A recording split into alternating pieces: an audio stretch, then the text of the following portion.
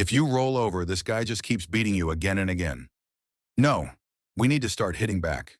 Hitting back hard. He's in for a rude awakening. We aren't going to roll over. We aren't going to kiss his backside. We're going to fight like we've never fought before. The problem is we got too comfortable with our closest friend and ally, the United States. No one in a million years would have thought that a guy named President Trump would come along and start an economic war with his closest friend and ally, not to mention the rest of the world. And the rest of the world just bows down and kisses his backside all the time. Well, not us. We aren't going to do that. We're going to fight like we've never fought before. Because we're Canada. We're resilient. We have the best workers in the world, the best skills, and more importantly, we are their #1 customer. We buy $359 billion worth of products from them. Every morning, 9 million Americans wake up to build a widget, a part, or provide a service for Ontario. Now let's be clear, this guy isn't going to stop. You can either run away, fall down, and wave the white flag, or you can fight back. We should never surrender. We should hit him back twice as hard. And I've told this to the Prime Minister. If you roll over, this guy just keeps beating you. No, we must start hitting back, hard. We buy $359 billion worth of products from the U.S. A tariff on Canada is a tax on Americans. There isn't one American congressperson, senator, or governor who agrees with Trump's tactics. But guess what? They're terrified of him. I spoke to 2 Republicans yesterday who totally disagreed with him.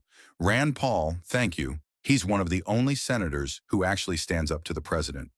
Maybe there are a few others. Imagine this. You have a leader of a country who's supposed to unite people, but instead says, if you speak against me, I'll defeat you. I'll knock you out in the next election. You won't represent our party. Well, he's in for a rude awakening. We aren't going to roll over. We aren't going to kiss his backside. We're going to fight like never before. As you know, President Trump is taking direct aim at Ontario's economy, our steel, aluminum, forestry, and auto sectors. In the face of his tariffs, it's more important than ever that we pull together with unions, business leaders, and all levels of government to protect Ontario and have the backs of our workers. Since the day I was elected, and especially now, I've said I will never spare a penny when it comes to protecting hardworking people, their communities, and the companies they work for. We'll do everything possible not just to protect jobs, but also to create future ones. That's why I'm proud to be here today, sending a strong, united message. We will do everything in our power to protect Ontario workers, stand up for our province, and stand up for Canada. One of the best ways to do that is to deliver on our plan to make Ontario the most resilient, self-reliant, and competitive economy in the G7. As I've told the Prime Minister and said to the media many times, I can sit here and hammer Trump all day long. That's easy. But let's start looking inward. What can we do to make ourselves more competitive? How can we attract new investments from around the world and support companies already here? Since this year's provincial election, our government has made nearly $30 billion available to support workers and businesses hurt by Trump's tariffs. Last week, we launched the $1 billion Protect Ontario financing program to provide immediate liquidity for tariff-hit businesses so they can keep their doors open and keep making payroll. Today, we're announcing the next step, $70 million for training and employment services to protect Ontario workers. Of that, $20 million will go toward new Protect Ontario Workers Employment Response Centers, or Power Centers. We're also investing over $70 million in additional training for people whose jobs may be at risk. And I don't like to say losing jobs. I prefer to say there will be opportunities for new, better jobs here. Now, let me tell you something about the steel sector. We had a quota of about 60%. Anything above that was tariffed. Then the Prime Minister reduced it to 50%. Thanks for the 10% cut, but it's not enough. Countries can still ship in cheap steel, slap a sticker on it, and call it domestic. Meanwhile, we lose our jobs. We want that quota at 25%. Anything above that should be tariffed.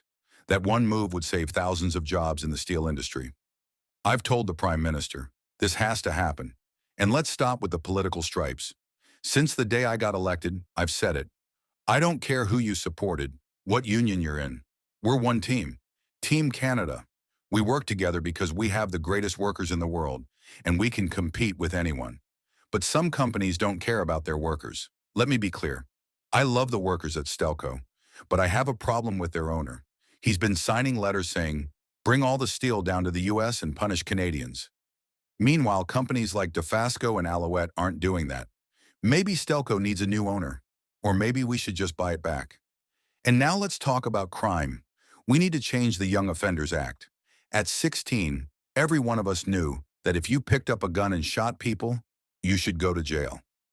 Yet today, kids 16 to 18 are breaking into homes, pistol whipping families and terrorizing neighborhoods, and they're let out on bail over and over.